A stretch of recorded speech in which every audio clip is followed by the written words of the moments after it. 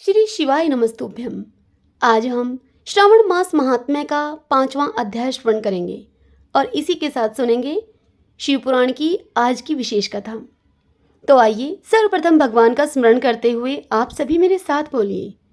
कर्पूरी गौरम करुणावतारम संसार सारम भुजगेन्द्रहारम सदा वसंतम हृदयारविंदे भवं भवानी सहितं नमामि भवं भवानी सहितं नमामि।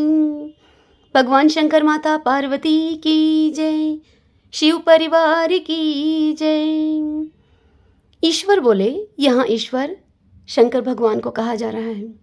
ईश्वर सनत कुमार जी से बोले कि हे सनत कुमार, करोड़ों पार्थिव लिंगों के महात्म्य तथा पुण्य का वर्णन नहीं किया जा सकता है। जब मात्र एक लिंग का महात्म्य नहीं कहा जा सकता तो फिर करोड़ लिंगों के विषय में तो कहना ही क्या है।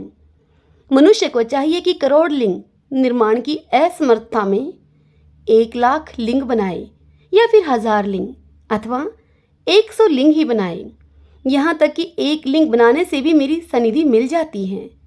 षडाक्षर मंत्र से 16 उपचारों के द्वारा भक्तिपूर्ण मन से भगवान शिव की पूजा करनी चाहिए।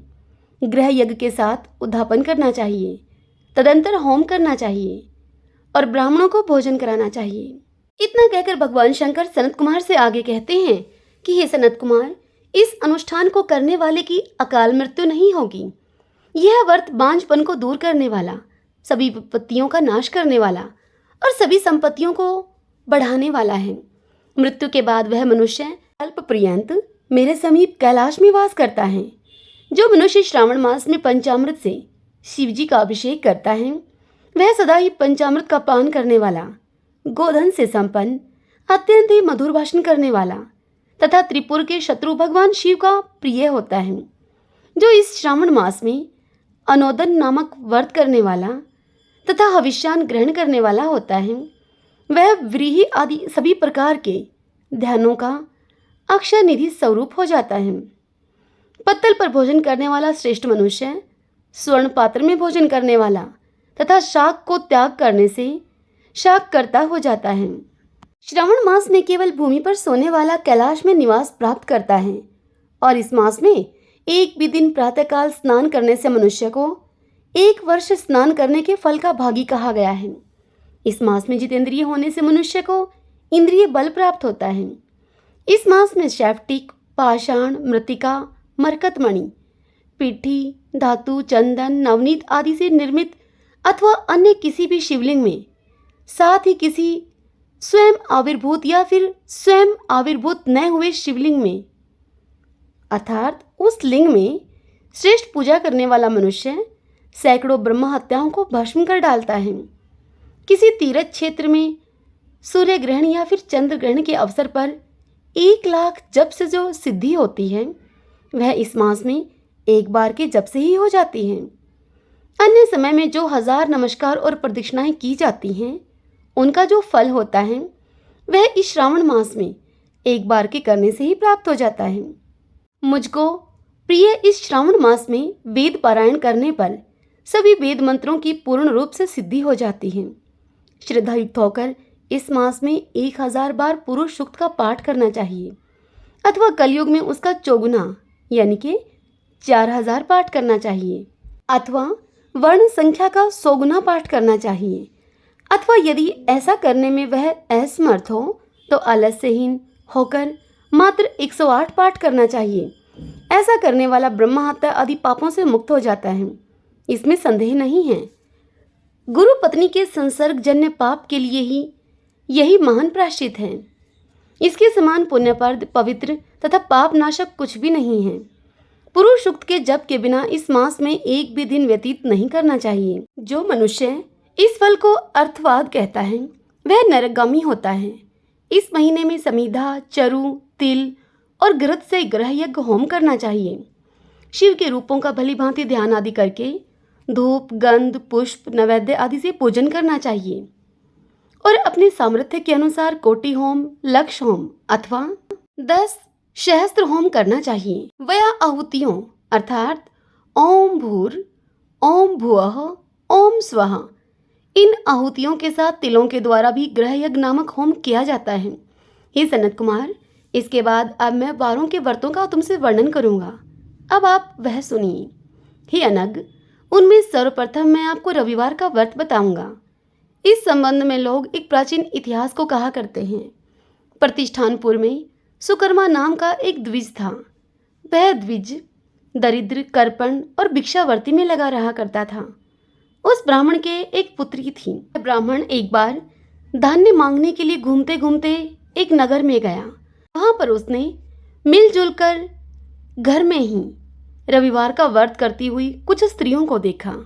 तब उसे देखकर वे स्त्रियां परस्पर आपस में कहने लगी कि इस पूजा विधि को शीघ्रतापूर्वक छिपा लो।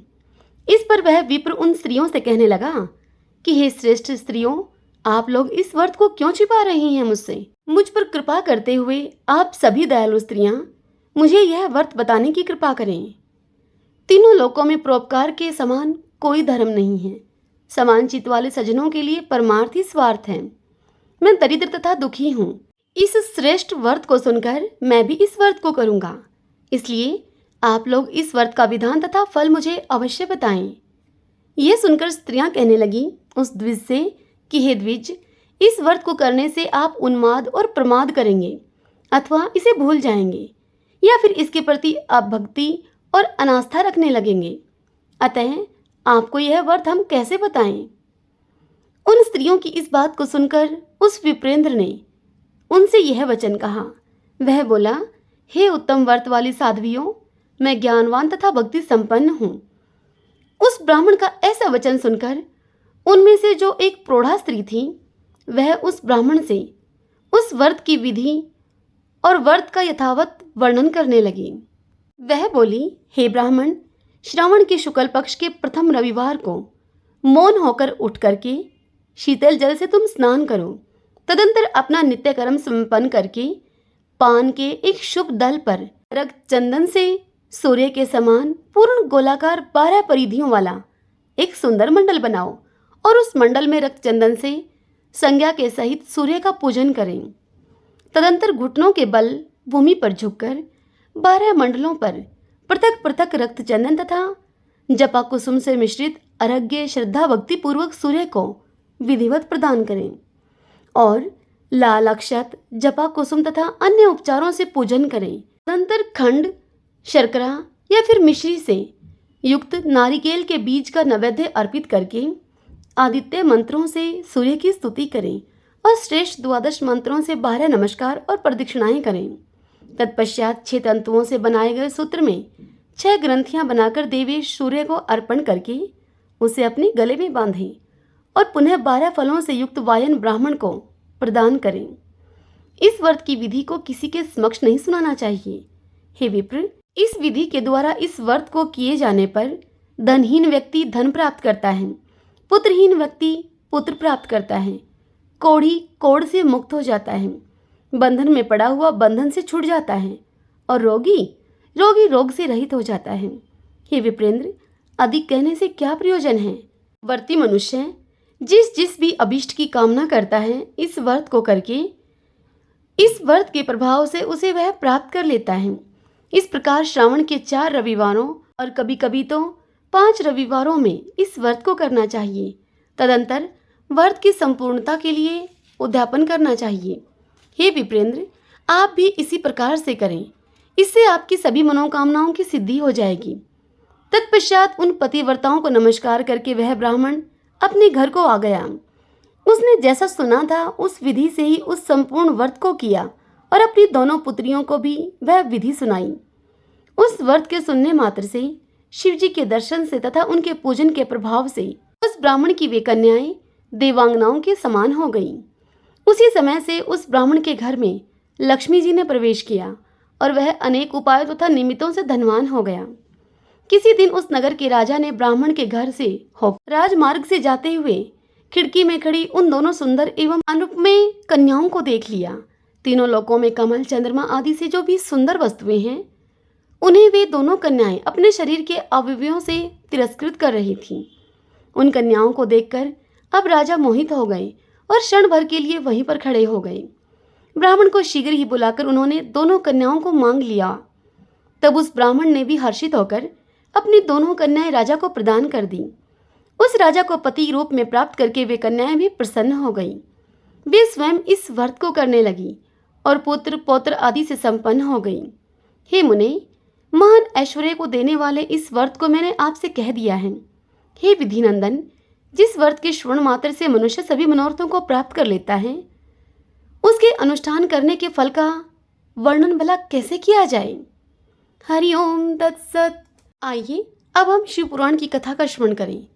आज की कथा में हम सुनेंगे शिवलिंग पूजन की महिमा तथा रावण के उत्कर्ष और पतन का वृतांत।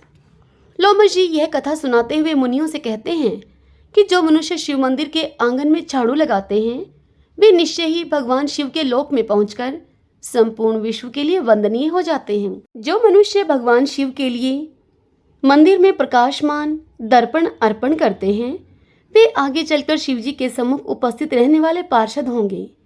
जो लोग देवादिदेव शूलपाणी शंकर जी को चंवर भेंट करते हैं, वे त्रिलोकी में जहाँ कहीं भी जन्म लेंगे, उन पर चंवर डुलता रहेगा। जो परमात्मा शिव की प्रसन्नता के लिए धूप निवेदन करते हैं, वे पिता और नाना दोनों ही कुलों का उद्धार करते हैं तथा भविष्य में यशस्वी बनते हैं। जो लोग भगवान हरिहर के सम्मुख दीपदान करते हैं, वे भविष्य में तेजस्वी होते हैं और अपने दोनों कुलों का उद्धार करते हैं। जो मनुष्य हरिहर के आगे नैवेद्य निवेदन करते हैं, वे एक ग्रास में संपूर्ण यज्ञ का फल पाते हैं। जो लोग टूटे हुए शिव मंदिर को पुनः बनवा देते हैं, वे मनुष्य निसंदेह द्विगुण फल के भागी होते हैं। जो ईंट अथवा पत्थर से भगवान शिव या विष्णु के लिए नूतन मंदिर का निर्माण कराते हैं, वे तब तक स्वर्गलोक में आनंद भोगते हैं जब तक कि इस पृथ्वी पर उनकी वह कीर्ति स्थित रहती है। जो महान बुद्धिमान मानव भगवान शिव के लिए अनेक मंजिलों का महल अर्थात मंदिर बनवाते हैं, वे मनुष्य उत्तम गति को प्राप्त होते हैं। जो अपने और दूसरों के बनवाए हुए शिव मंदिरों की सफाई करते हैं या उसमें सफेदी कराते हैं, वे भी उत्तम गति को प्राप्त होते हैं। जो पुरुष अथवा स्त्रियां शिव जी के आंगन में विविध रंगों के चौक पूरती हैं, वे सर्वश्रेष्ठ शिवधाम में पहुंचकर दिव्य रूप को प्राप्त करेंगी। जो पुण्यात्मा मनुष्य भगवान शिव को चंदोवा भेंट करते हैं, वे स्वयं तो शिवलोक में जाते ही हैं, अपने समस्त कुल को भी तार देते हैं। वे जो अधिक आवाज करने वाला घंटा लेकर उसे शिव मंदिर में बांधते हैं, वे भी त्रिलोकी में तेजस्वी और कीर्तिमान होंगे।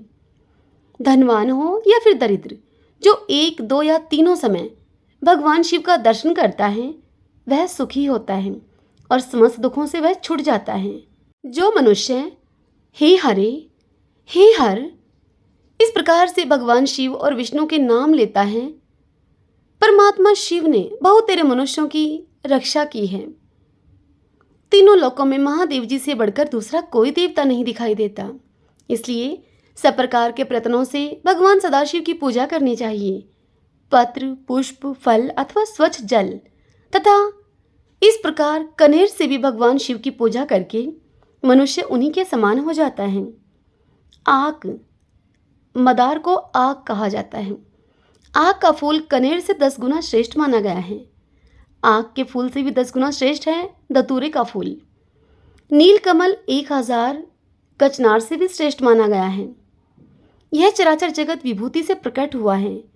वह विभूति भगवान शिव के श्रीअंगों में भली भांति लगती है, इसलिए सदा उसे धारण करना चाहिए, अर्थात विभूति शरीर पर लगानी चाहिए।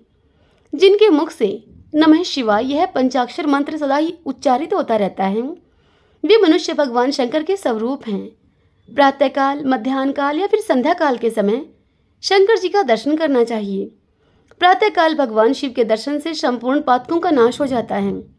दोपहर के समय शिव जी के दर्शन से मनुष्यों के 7 जन्मों के पाप नष्ट हो जाते हैं तथा रात्रि काल में शंकर जी के दर्शन से जो पुण्य होता है, उसकी तो कोई गणना ही नहीं है। शिव, यह 2 अक्षरों का नाम महापातकों का भी नाश करने वाला है। जिन मनुष्यों के मुख से शिव के नाम का जप होता रहता है, उन्होंने ही इस संपूर्ण जगत को धारण किया है। पुण्य आत्मा पुरुषों ने शिव जी के आंगन में आरती के समय बजाने के लिए जो बड़ा सा नगाड़ा रखकर छोड़ा हो, उसकी आवाज से पापी मनुष्य भी पवित्र हो जाते हैं।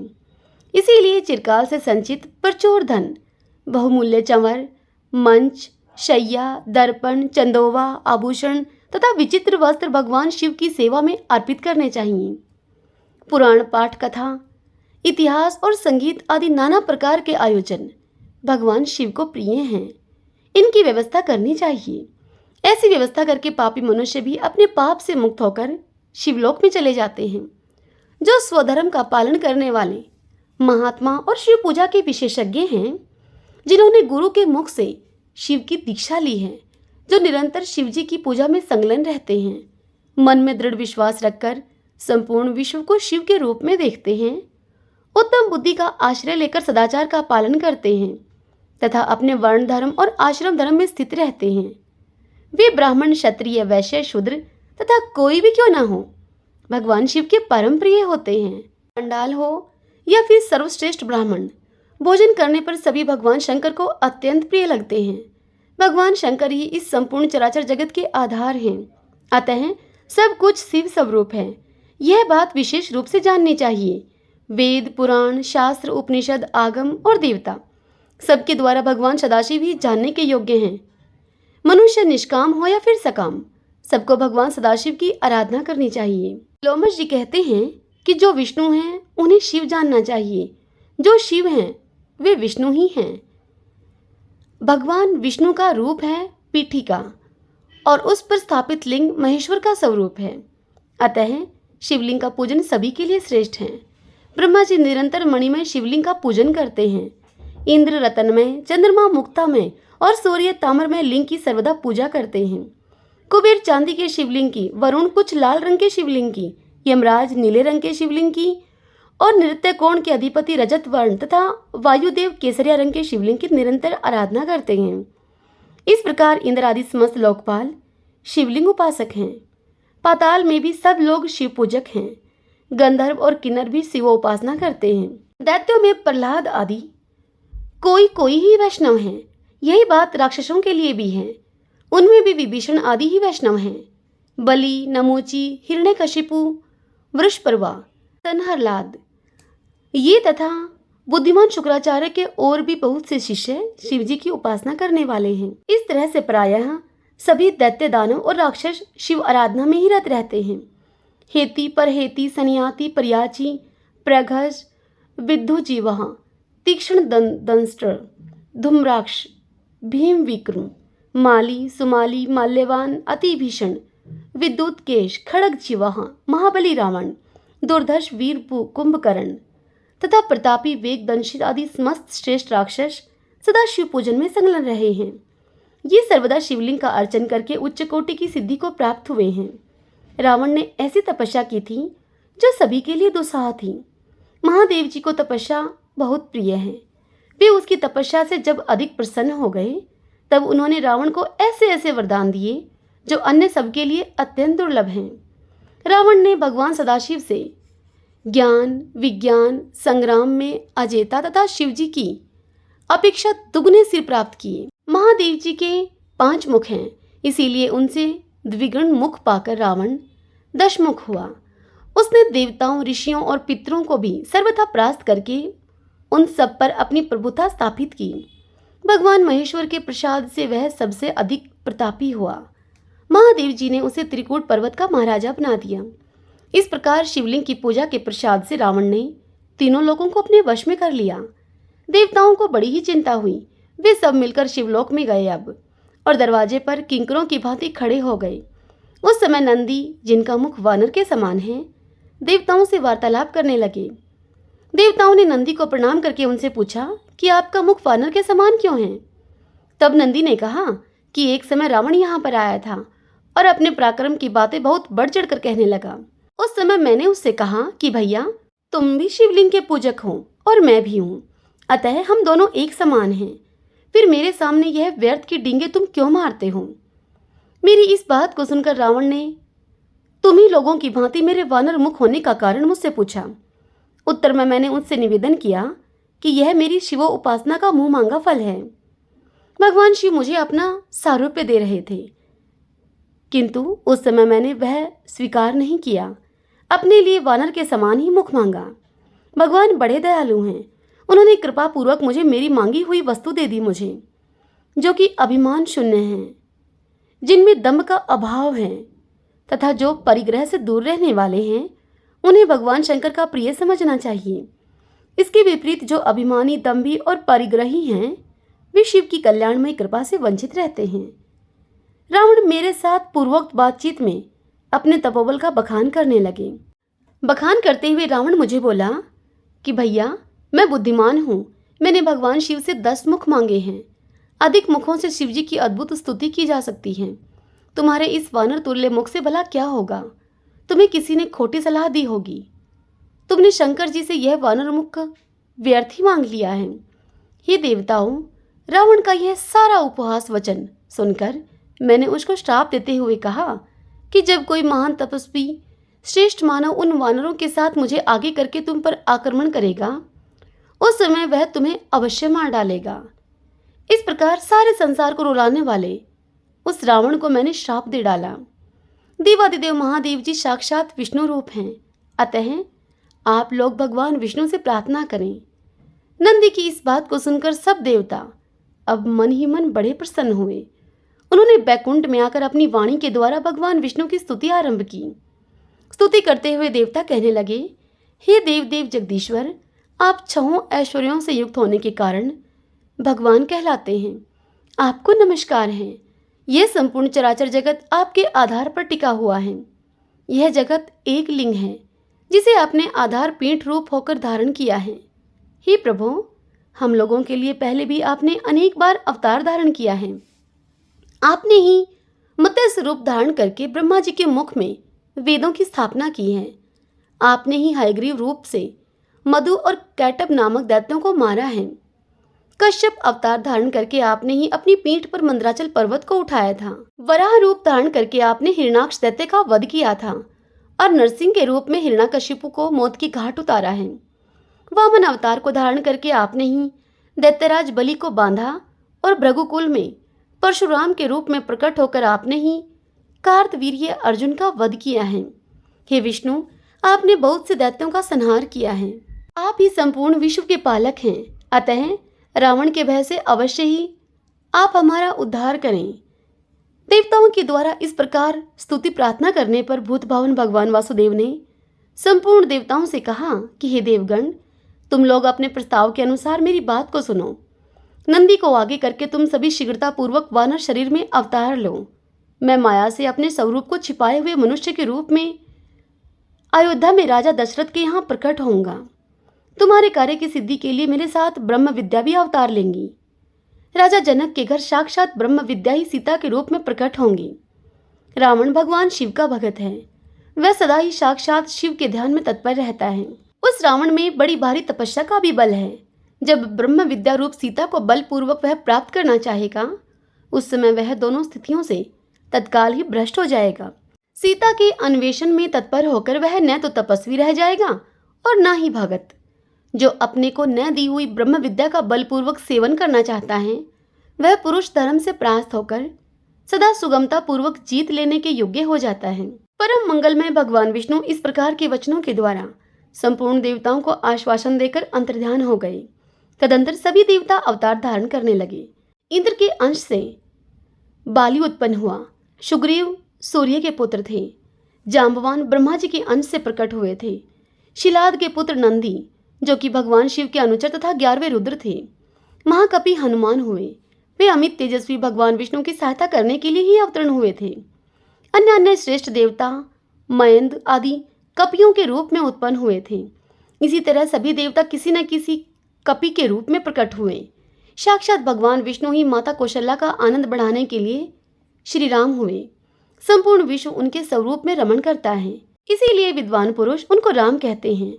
भगवान विष्णु के प्रति भक्ति और तपस्या से युक्त शेषनाग भी इस पृथ्वी पर लक्ष्मण के रूप में अवतीर्ण हुए।